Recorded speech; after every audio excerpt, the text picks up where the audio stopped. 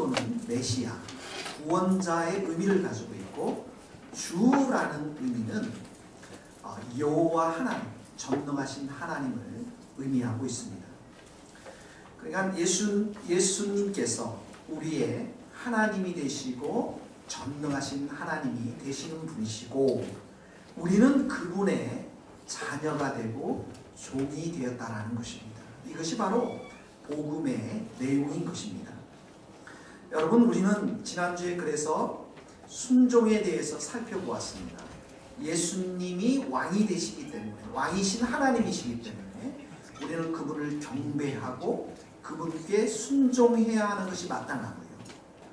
왕 되신 예수님은 우리에게 은혜로 우리를 다스리시고 통치하시고 인도하신다는 사실을 오늘 우리가 함께 생각해 볼 수 있기를 바랍니다. 이 은혜라는 것은 하나님이 일방적으로 죄인들에게 베풀어 주시는 자비요, 또 사랑이요, 호의인 것입니다.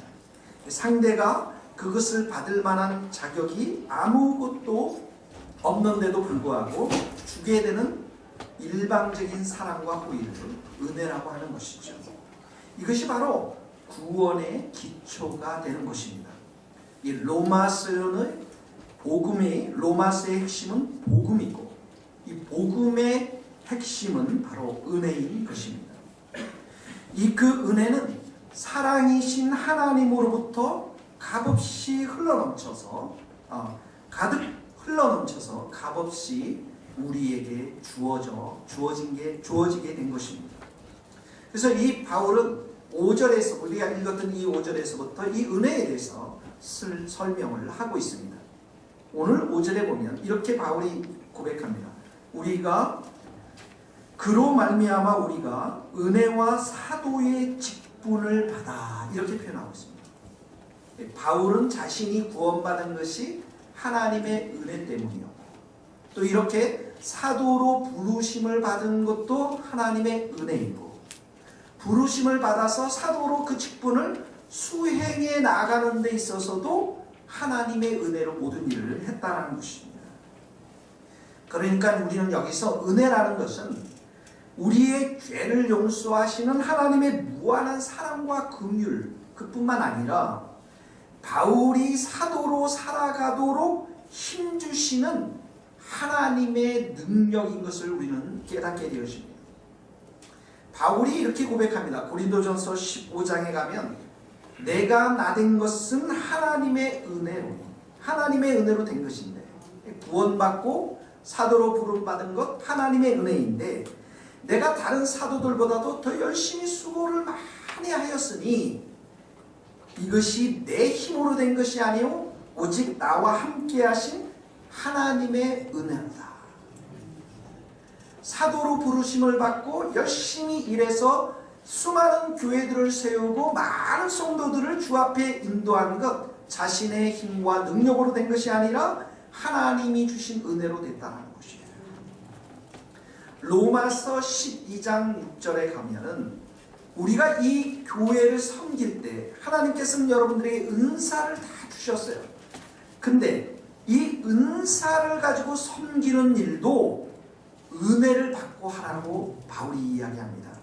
우리에게 주신 은혜대로 받은 은사가 각각 다르니, 하나님이 은혜로 은사를 주셨다라는 거예요. 예언, 믿음, 섬기는 일, 여러 가지 다양한 은사들, 은혜를 충만히 받고서 이를 감당하라는 것입니다. 그러니까 우리는 이제 죄 가운데서 구원받은 하나님의 백성이 되었는데, 이것이 은혜로 되었을 뿐만 아니라 여러분들이 교회 생활을 하면서 주님의 일을 위해서 섬겨나갈 때 가장 필요한 것이 있다면 바로 하나님의 은혜라는 것입니다. 여러분들이 이 교회를 은혜가 충만해서 섬길 수 있기를 바랍니다. 여러분, 교회를 섬기는데, 여러분의 은사를 가지고 섬기고 사랑하고 섬기는데 은혜가 필요하지만, 사실 이 은혜는 우리의 삶의 모든 영역이 하나님의 은혜로 채워져야만 우리의 삶에는 열매를 맺고 기쁨을 누릴 수가 있는 것입니다. 자, 그로 말미암아 그리스도로 말미암아 우리가 은혜와 사도의 직분을 받아 5절에 우리가 이렇게 읽었는데요. 이제 이 바울의 고백을 우리의 교회와 삶 속에 적용해 봅시다. 이런 겁니다. 사도의 직분을 받은 자들은 사도의 직분을 받은 자, 이 바울은 은혜로 복음을 전하며 은혜로 구원의 열매를 맺었습니다. 이런 뜻입니다. 그러니까 찬양대의 직분을 받은 자들은 은혜 충만해서 은혜로 찬양을 드리며 하나님께 영광을 돌리고 성도들에게는 은혜를 끼치게 되는 것이죠. 직장에서 일하는 사람들 은혜의 힘으로 직장에서 일할 때 하나님께서 기쁨을 주시고 일에 대한 성과, 열매를 주실 줄 믿습니다. 공부하는 학생들 은혜로 하는 것입니다. 은혜로 성실하게 공부할 때 하나님이 지혜를 주시고 꿈속에서 문제도 가르쳐 주는 일을 저는 보았습니다. 여러분. 은혜로 살면 그렇게 되는 거예요. 정말 그렇게 하세요. 여러분. 10시간 은혜 없이 공부하는 것보다는 은혜를 충만히 받고 5시간 공부하면 공부의 이 부분을 해야 된다는 지혜를 하나님께서 주세요. 여러분. 독신들 은혜로 충만해서 독신으로 살면 신랑 되신 주님을 섬기며 신랑들이 얼마나 문제가 많습니까 여러분. 예수님은 문제가 없어요 여러분. 그래서 은혜를 받고 독신으로 살면 신랑 되신 예수님께서 친히 여러분들에게 평안을 주시고 안정감을 주실 줄 믿습니다. 예, 신랑도 문제들이 많이 없는 건 아니지만 은혜로 충분히 우리가 살아갈 수 있습니다. 여러분. 주부들도 마찬가지입니다. 은혜로 현숙한 아내가 될 수 있고 지혜로운 주부가 될 수가 있는 것입니다. 그러므로 사랑하는 성도 여러분, 여러분들이 하나님의 은혜로 충만할 수 있기를 바랍니다. 여러분, 우리는 은혜로 사는 자들입니다. 은혜가 없이는 우리는 아무것도 할 수 없는 자들입니다. 은혜로 일하는 자들이 있고 자기 육신으로 일하는 자들이 있습니다. 은혜 받은 사람과 함께 일하면 자유가 있습니다. 기쁨이 있어요. 격려가 있습니다. 칭찬이 있습니다. 쉼이 있습니다. 육신으로 그 다음에 풍성한 열매도 맺어요. 근데 육신으로 일하면 불편합니다.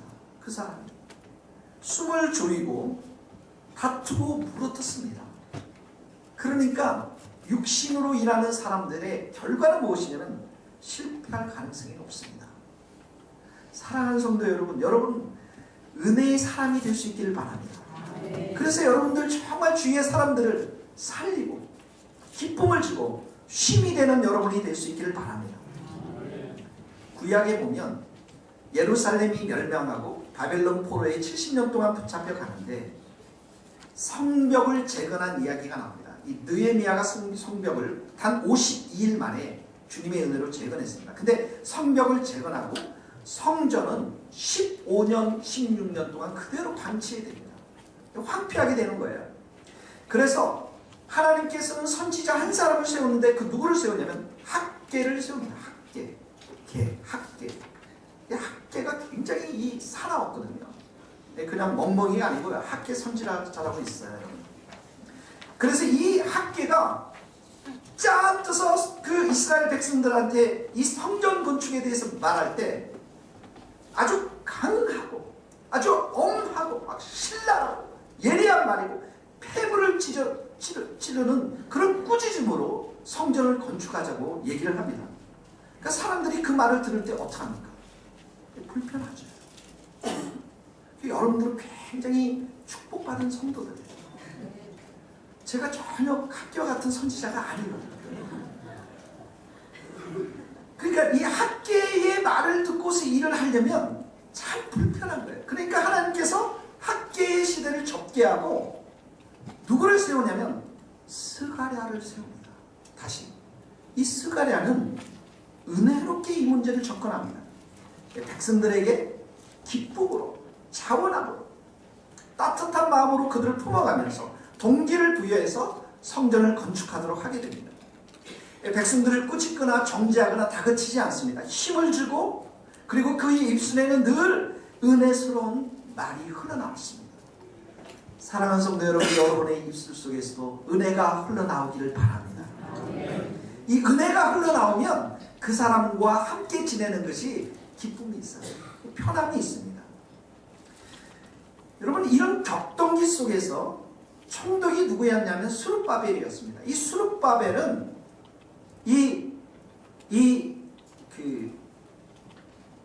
이 성전이 건축되지 않은 그런 모습들을 보면서 참 그 마음에 힘들게 살았던 사람이었습니다. 이 건축이 지지부진하고 가망성이 없는 것처럼 보였을 때 하나님께서는 이 총독에게 희망을 전해주는 천사의 말을 스가랴를 통해서 은혜스럽게 전달해 줍니다. 우리 한번 읽어봅시다. 스가랴서 4장 6절 말씀 여호와께서 같이 읽겠습니다. 시작. 여호와께서 스룹바벨에게 하신 말씀이 이러하니라. 만군의 여호와께서 말씀하시되 이는 힘으로 되지 아니하며 능력으로 되지 아니하며 오직 나의 영으로 되느니라. 큰 산아 내가 무엇이냐? 내가 스룹바벨 앞에서 평지가 되리라. 그가 머릿돌을 내놓을 때 우리가 외치기를 은총은총이 그에게 있을지어다. 여기 보세요. 여기 산 이야기가 나오는데 7절에 보면 큰 산아. 이 산이 뭐가 된다고요? 누구 앞에서요? 스룹바벨 앞에서 평지가 되는데 이 산이라는 것은 이 성전을 건축하는데 장애물을 말합니다. 예를 들자면 유대인들은 무관심했고요. 좌절에 빠졌고요. 절망했고요. 이방인들의 반대 세력들이 있었고 이런 가운데 사람들이 지쳐 있습니다. 이 스룹바벨 총독은 성전을 건축해야만 한다라고 하는 선지자들과 낙심하고 지친 백성들 그 사이에 있었습니다. 그런데 하나님께서 큰 산아 내가 무엇이냐? 내가 스룹바벨 앞에서 평지가 되리라. 얼마나 기쁜 소식입니까? 할렐루야. 여러분 이름을 한번 넣어보서 한번 같이 읽어봅시다. 큰 산아 내가 무엇이냐? 시작. 큰 산아 내가 무엇이냐? 내가 상인 앞에서 평지가 되리라. 믿습니까? 우리 교회도 이런 고백이 있기를 바랍니다. 우리 교회가 부흥할 줄로 믿습니다. 우리 교회가 성숙할 줄로 믿습니다. 수많은 젊은이들 어린아이들이 영호와 함께 일어날 줄로 믿습니다. 선교사들이 파송될 줄로 믿습니다. 그 모든 장애물들이 다 무너질지어다. 이런 말입니다. 여러분, 얼마나 기쁨의 소식입니다. 근데 이 기쁨의 소식이 인간적인 힘으로 인간적인 능력으로 되는 것이 아니라 6절에 보니까 오직 뭘로 된다고요?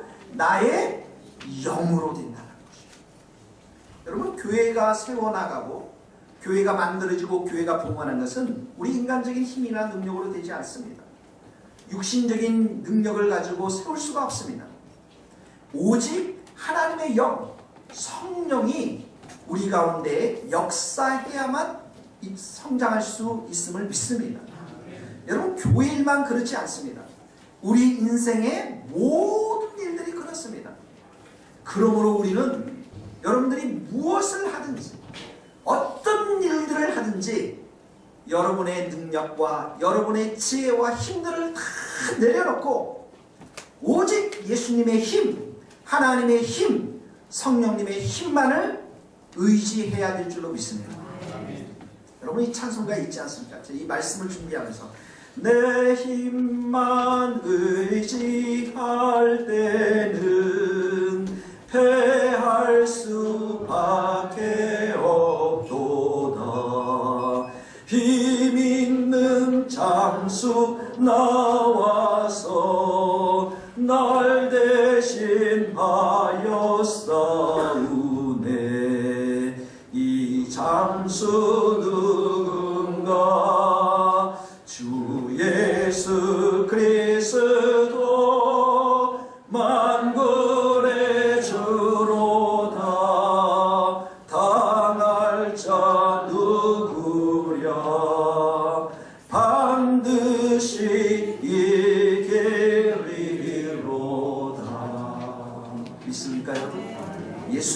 기도하면 여러분 승리합니다.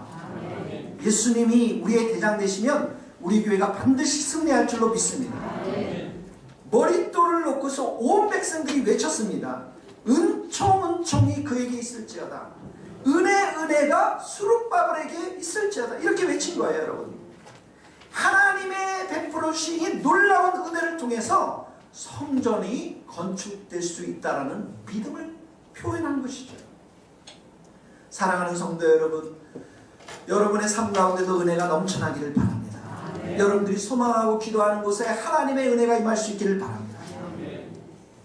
여러분, 교회는 은혜로 사는 살아가는 사람이 있고 율법주의로 살아가는 사람들이 있습니다. 율법주의라는 것은 뭐냐면 육신을 의지하는 것을 말합니다.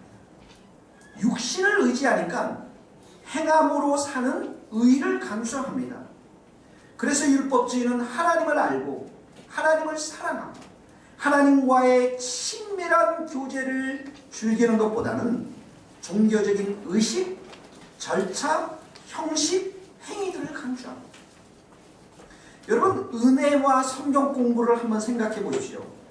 성경 공부를 할 때 율법주의는 성경의 말씀에 대해서 더 많이 아는 것, 지식을 쌓는 것에 초점을 둡니다. 그런데 은혜지향적인 성경 공부는 어떤 공부를 말하냐면 그 말씀을 통해서 하나님의 임재하심을 경험합니다. 그 말씀이 하나님의 음성임을 깨닫고 더욱더 주님을 알고자 하는 큰 갈망을 갖는 것입니다. 여러분들에게는 이런 갈망이 있기를 바랍니다. 성경 공부를 통해서 성경의 지식은 많이 쌓여가는데 주님과의 친밀함을 매일의 삶 가운데 경험할 수 없다면 성숙한 성도가 될 수가 없는 것입니다. 여러분, 어느 날 집을 떠나서 수련회에 참석합니다. 첫날 밤에 세면도구가 있는 작은 가방을 열어보니까 조그마한 쪽지가 있었습니다. 여보, 사랑해요. 여보, 참으로 고마워요. 마음이 참 찡했습니다. 그 다음날 아침 새로운 와이셔츠를 입으려는데 그 옷 안에도 새로운 쪽지가 있었습니다. 여보, 사랑합니다. 당신이 있어서 내 인생은 너무 행복합니다. 오늘도 기쁨으로 생활하십시오. 다음날 양말을 신기 위해서 새로운 양말을 입는데 그 양말 속에서 쪽지가 있습니다. 여보, 진심으로 사랑해요. 당신은 이 세상에서 가장 저에게 소중한 사람입니다. 마지막 날에도 가방 안쪽에서 깊은 곳에서 쪽지가 발견됩니다. 그런데 그 쪽지 안에는 사랑의 편지와 함께 아내가 즐겨 뿌리는 향수가 뿌려져 있었습니다. 여러분, 감동입니다. 정말 감동입니다. 물론 저의 아내가 저에게 이렇게 했다는 뜻이 아니고요. 앞으로 이렇게 할 거라고 저는 믿습니다. 여러분, 이 편지를 받은 남편 또는 아내, 여러분 상상해 보십시오. 얼마나 기쁨과 감격에 사로잡혀 있겠습니까? 아마 그 쪽지와 편지를 버리지 않고 책상 위에 고이 보관하고 있을 것입니다. 예. 그것들을 볼 때마다 아내에 대해서, 남편에 대해 사랑과 고마워하는 마음이 잔잔히 일어날 것입니다. 여러분, 성경은 우리를 향한 하나님의 사랑의 편지입니다. 이 사랑의 편지를 우리가 듣거나 읽을 때 하나님께서는 우리를 얼마나 사랑하시는지, 또 하나님을 우리를 얼마나 가깝게 지내고자 하시는지 그 마음을 보여주시고 그 열망들을 우리에게 불러일으켜 세우십니다. 이것이 바로 은혜가 하는 그런 역할인 것입니다. 우리가 말씀 공부할 때도 하나님은 우리에게 은혜를 부어주십니다. 여러분, 이 자리에서 정말 여러분들이 은혜를 사모해야 합니다. 겸손하게 은혜를 사모하고 성경 공부에 참여하는 사람하고 산만하게 준비되지 못한 심령으로 참석한 사람들은 그 은혜의 차이가 어마어마하게 클 것입니다. 말씀을 읽을 때, 또 이렇게 설교 말씀을 통해 들을 때, 혹 성경 공부를 할 때, 사랑하는 성도 여러분, 여러분들이 겸손해서 하나님의 은혜를 구하는 자들이 될 수 있기를 바랍니다. 하나님은 교만한 자를 대적하시고 겸손한 자에게는 은혜를 주신다고 성경은 기록하게 되어 있습니다. 이 은혜가 들어와야 우리 인생의 모든 것이 풀립니다. 여러분, 은혜와 기도의 생활을 한번 생각해 봅시다. 율법주의로 기도하는 것은 지루합니다. 중언부언합니다. 피곤합니다. 기도만 했다 하면 1분 안에 그대로 잠자는 소리가 들립니다. 그래서 어느 날 깜짝 일어나서 보니까 자기가 코를 보는 거예요. 여러분. 그런데 은혜는 기도의 시간을 기쁨으로 채웁니다. 은혜는 기도할 때 주님의 음성이 들립니다. 주님이 주시는 평강이 내 마음을 치료합니다. 나의 염려와 눈물과 두려움과 누구에게도 꺼내지 못하는 고민들이 은혜가 채워지면 주님 앞에 다 쏟아붓게 됩니다. 그리고 주님의 음성을 듣습니다. 내가 너와 함께하며 내가 너에게 힘을 주며 내가 너를 도와주리라. 마음의 평강과 확신이 생겨납니다. 여러분, 어떤 부인이 남편이 회사를 마치고 집에 오면 인사합니다. 오늘 잘 지내셨습니까? 남편 안부 묻고 남편에게 부탁할 것을 말합니다. 이런 것 도와주세요. 이런 것 도와주세요. 그리고 아이들 문제를 이야기합니다. 그리고 여보, 오늘 정말 당신 수고했습니다. 사랑합니다. 나는 앞으로 좋은 아내가 더욱더 되겠습니다. 항상 이 아내는 이 남편에게 이렇게 매일 반복적으로 딱 30분 정도 이야기하고 나서 그러고 난 다음 저녁 시간 내내 남편과 대화하지 않고 남편에게 관심도 별로 없고 남편을 무시한다고 생각해 보십시오. 그 관계 속에서는 친밀함이라는 것이 생길 수가 없습니다. 여러분, 많은 성도들의 기도 생활이 이렇습니다. 내가 이야기하고 싶은 것 다 하나님께 통보하고 빨래 끝! 기도 끝! 주님, 오늘 이 말 하겠습니다. 이러는 거예요, 여러분. 마치 통화를 한 후 스마트폰을 끊듯이 끊어버립니다. 그러니까 주님과 여러분들 사이에서 친밀한 관계가 형성되어 있지 않습니다.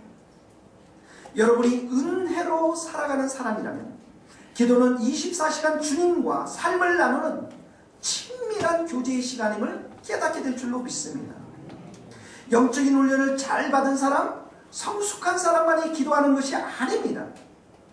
은혜는 우리가 예수 그리스도 안에 거하면서 매 순간 주님과 친밀한 교제를 나눌 수 있도록 도와주는 것입니다. 그 교제 가운데 주님께 묻습니다. 여러분, 주님, 이 사람을 만나야 합니까? 주님, 이런 결정 제가 해야 되는데 괜찮습니까? 주님, 이런 사업 정말 내가 해도 되나요? 주님, 이런 문제 내가 해결할 수 없는데 어떻게 해야만 합니까?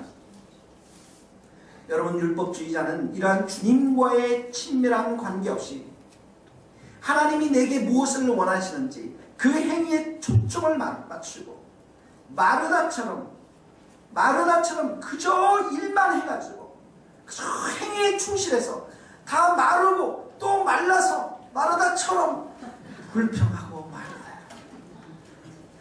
다 말릅니다. 그러나 은혜는 그분과의 친밀한 관계 속에서 하나님을 알고자 하는 열망이 점점 커지고 그분 안에 거하는 삶을 살 수 있도록 도와줍니다. 결국은 그 은혜는 이렇게 고백합니다. 우리가 그리스도의 마음을 가졌나니. 고린도전서 2장 16절에 내 마음이 그리스도의 마음으로 가득 찼으니 주님이 기뻐하시는 것이 무엇인지를 알고 그 뜻에 순종하는 삶을 살게 되는 것입니다. 여러분, 은혜를 충만히 받아서 여러분의 기도 가운데 주님과 친밀한 관계를 맺을 수 있기를 바랍니다. 여러분, 은혜와 복음 정도를 생각해 봅시다. 율법주의자는 구원 받을 수 있느냐 없느냐 거기에 초점이 있습니다. 아니면 우리 교회 성도가 될 수 있느냐 없느냐 여기에 초점이 맞춰 있습니다. 사람을 그렇게 분류합니다. 그런데 은혜는 가망성을 보는 것이 아니라 사람을 보게 합니다. 불신자들도 주님의 사랑이 여전히 필요한 자들임을 깨닫습니다. 그래서 은혜는 이런 불신자가 교회에 오면 그 사람을 더 큰 사랑으로 환대해주고 따뜻한 사랑의 관계, 친밀한 관계, 바로 이 은혜를 부어주셔서 그런 관계를 맺도록 한다는 것이죠. 사랑하는 성도 여러분, 여러분들이 은혜가 충만해서 정말 이 교회, 새 교회에 오는 모든 사람들을 기쁨으로 감사함으로 축복하며 환대할 수 있기를 바랍니다. 여러분, 초대교회는 전도에 대한 프로그램이 없었습니다. 그저 성령으로 충만했고 은혜로 충만했고 우리가 보고 들은 바 예수 그리스도에 대해서 말하지 아니할 수 없다, 이렇게 선포하면서 전도했습니다. 여러분, 은혜는 예수 그리스도를 증거하고자 하는 강렬한 소망을 불러일으킵니다. 은혜는 잃어본 어린 자들에 대한 동정심과 구령의 열정에 불타서 성령의 능력으로 복음을 증거하게 만듭니다. 전도에 해야 된다 계획만 짜는 것이 아니라 은혜는 삶 속에서 우리가 만나는 모든 사람들에게 예수 그리스도를 자연스럽게 증거하는 것이죠. 여러분, 오늘날 복음 전도는 죄사함을 받고 천국에 가는 것을 강조합니다. 맞습니다, 여러분. 그런데 그게 다가 아닙니다.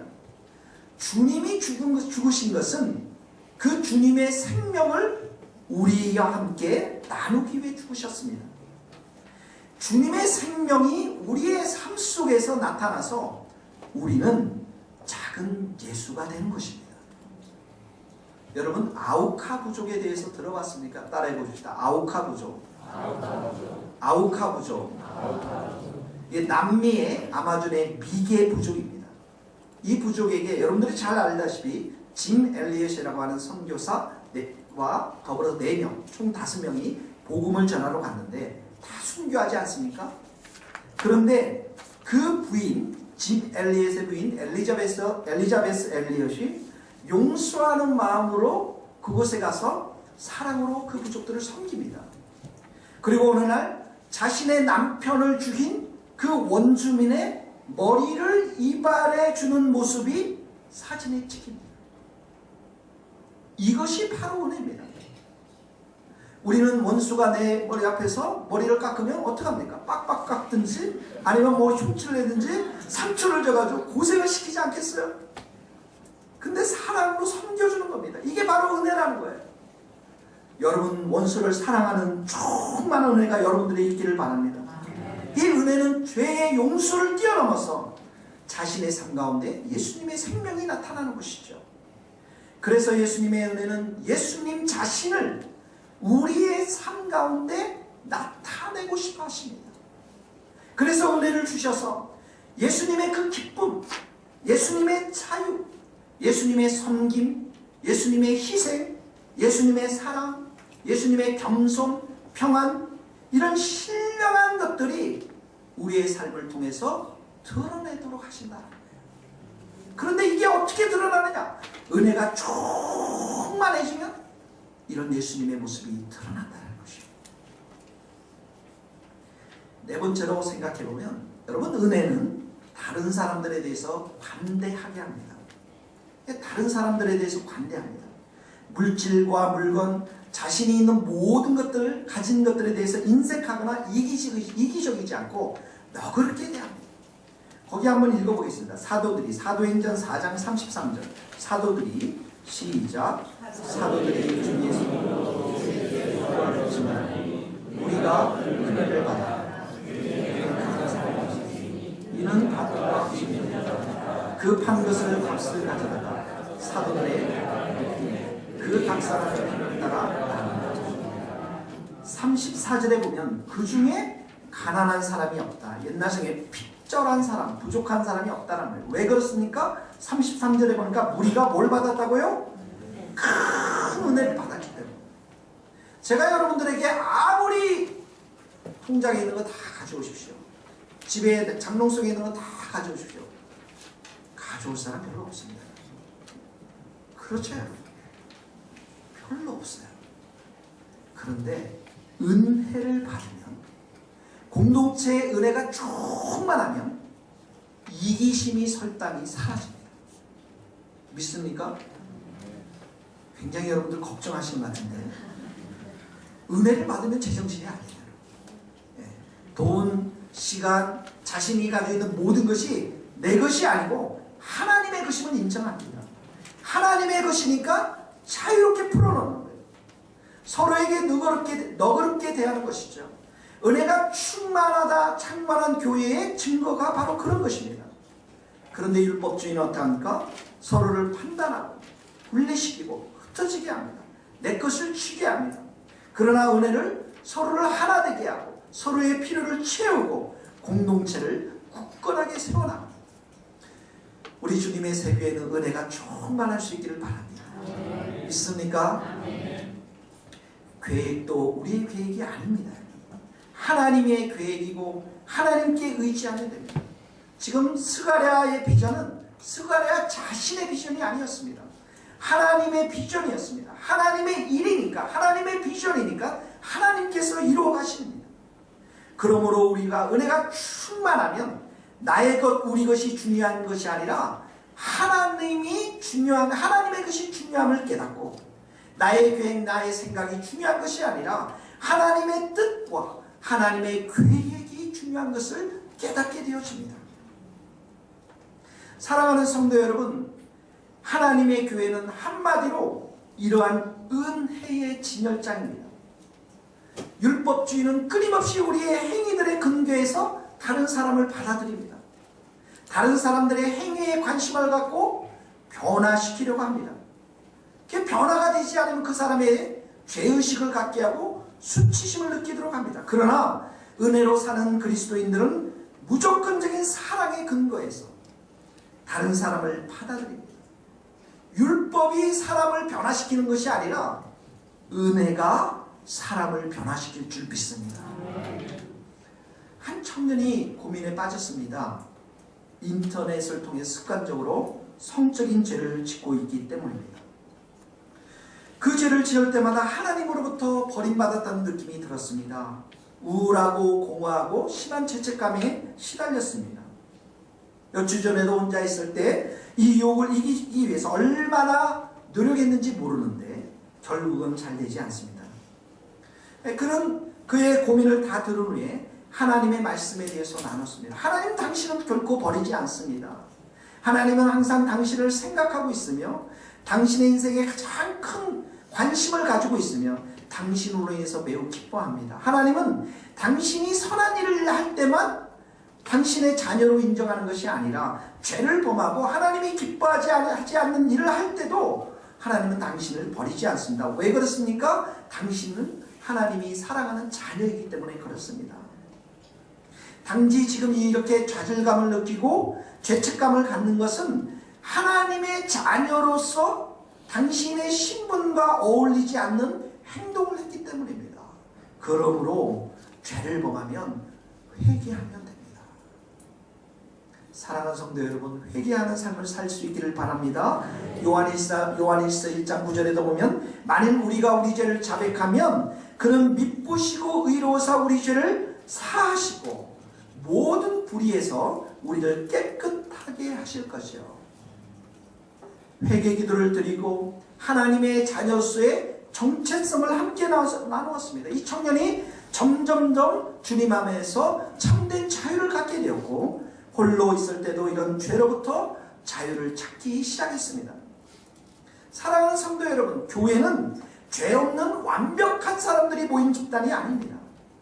서로를 향한 정죄, 판단, 비판은 그 사람을 죽이는 도구가 되어집니다. 그런데 오직 은혜와 사랑만이 죄인들을 변화시킬 수 있는 도구가 되며 그 은혜와 사랑을 먹을 때 이 사람들은, 우리들은 죄를 버릴 수 있는 용기가 생겨나는 것입니다. 믿음이 약한 사람들, 아직도 성령의 온전한 지배를 받지 못하는 자들 있습니다. 그래서 옛 생활 방식으로 살아가는 자들이 있습니다. 그런데 우리는 이런 사람들에게 조급해서는 안 됩니다. 판단하고 정죄해서는 안 됩니다. 기다려주고 기억해주고 그리고 사랑으로 더욱더 축복해 줘야 될 줄로 믿습니다. 성경을 정기적으로 읽지 못하더라도 그들을 받아주고 성경을 읽도록 격려해주고 기도와 큐티가 제대로 안 된다 할지라도 전도가 제대로 안 된다 할지라도 그들을 격려하고 위로해야 될 줄로 믿습니다. 지체들의 이런저런 부족함을 지적하는 것은 주님이 우리에게 기대하시는 사랑의 모습이 아닙니다. 나그네 인생길을 믿음 안에서 함께 걸어가는 귀한 형제요, 자매를 우리가 여기면서 우리는 기다려주고 기도해 주어야 될 줄로 믿습니다. 이것이 바로 주님께서 보기 원하는 은혜로운 공동체의 모습인 것입니다. 바울은 회방자요 핍박자요 포행자였는데 정작 과거의 자신의 삶에 있어서 부끄러워하지 않았습니다. 무엇 때문에 그랬습니까? 바로 은혜 때문에 그랬습니다. 주님의 은혜는 복음의 회방자보다 훨씬 컸고 핍박과 포행은 무서웠지만 주님의 은혜는 더욱이 영혼 가운데 넘쳐났습니다. 살인자, 마약 중독자, 매춘부, 전과자, 사기꾼, 은혜는 이 모든 것을 뛰어넘는 하나님의 놀라운 능력, 그 능력인 줄 믿습니다. 은혜는 여러분의 과거의 실패를 덮어줍니다. 은혜는 과거의 잘못으로부터 여러분들에게 자유를 줍니다. 은혜는 사람들을 새롭게 하고 여러분들을 격려하며 희망과 기쁨을 줍니다. 그러므로 바울이 디모데에게 이렇게 말했습니다. 따라해 보십시오. 그리스도 예수 안에 있는 은혜 가운데 강하십시오. 여러분의 삶의 목적과 열정은 바로 은혜로 충만해서 그 은혜를 전하고 그 은혜의 본이 되는 삶을 사는 것이야 할 줄 믿습니다. 사랑하는 성도 여러분, 기억합시다. 우리는 은혜로 사는 성도들입니다. 그러므로 우리 성도들이 가장 갈망해야 될 것이 있다면 그것은 바로 주님의 은혜인 줄 믿습니다. 거기 마지막으로 요한복음 1장 16절 같이 읽겠습니다. 우리가 다 시작. 은혜의 은혜가 율법은 모세요. 은혜와 진리는 예수 그리스도로 이 시간 함께 기도하는 시간을 갖도록 하겠습니다. 이 시간에 여러분, 내가 율법적으로 살았던, 율법주의적으로 살았던 내 육신을 의지하고 행위적으로 살았던 삶들을 여러분 회개할 수 있기를 바랍니다. 한 주간 살면서 하나님 아버지, 내 마음 가운데, 내 삶 가운데, 내 행동 가운데 주님이 기뻐하지 않은 많은 죄를 용서하여 주시고 이 시간에 저의 마음 가운데 주님의 충만한 은혜를 부어주셔서 주님을 더 사랑하게 하여 주옵소서. 주님, 내 성경 공부를 돌아봅니다. 내가 기도하는 시간을 돌아봅니다. 영혼을 대하는 나의 태도를 돌아봅니다. 하나님, 다른 사람들을 대하는 태도를 내가 돌아봅니다. 내게 은혜를 부어주시옵소서. 충만한 은혜로 이 시간 함께하여 주시옵소서. 같이 기도하며 나가겠습니다. 아버지 하나님, 이 시간에 저희들에게 은혜를 부어주시옵소서. 하나님 아버지, 한 주간에 나의 힘과 능력으로 살려겠던 모든 것들 용서하여 주시옵소서. 내 머리를 굴리며 하나님, 내 지혜를 굴리며 이것은 이렇게 해야 되겠다, 저것은 저렇게 해야 되겠다, 많은 생각들을 하시며 아버지, 이 시간에 저희들의 하나님께서 주시는 은혜가 아니면 우리는 아무것도 할 수가 없으며 그 어떤 일도 할 수 없음을 주님 고백하고 이 시간에 하늘의 문을 열정 열어주시고 이 시간에 주님의 거룩한 은혜로 저희를 열어주셔서 주의 성령의 능력으로 저희들과 함께하여 주시고 은혜로 함께하여 주셔서 저희들과 주님의 사랑으로 함께하여 주시기를 원합니다. 저희들은 부족하고 연약하지만 하나님의 거룩한 은혜가 우리의 심령 가운데 임하며 하나님의 능력이 우리 가운데 임하며 하나님 말씀이 우리 가운데 임할 때에 하나님, 우리가 새롭게 될 줄로 믿습니다. 아버지, 우리를 불쌍히 여겨주옵소서. 아버지, 우리를 새롭게 하여 주시옵소서. 새 은혜를 부어주시고 새 성령을 부어주시고 새 말씀을 우리 가운데 부어주시옵소서. 하나님의 거룩한 은혜가 우리 머리 가운데 임할 때 우리가 새롭게 되며 주님을 새롭게 만나게 될 줄 믿습니다. 주님, 우리가 기도하며 나아가기를 원합니다. 우리가 말씀을 보되 살아계신 하나님을 만날 수 있기를 원합니다. 하나님 아버지, 은혜로 정말 살아가기를 원합니다. 주의 성령으로 우리를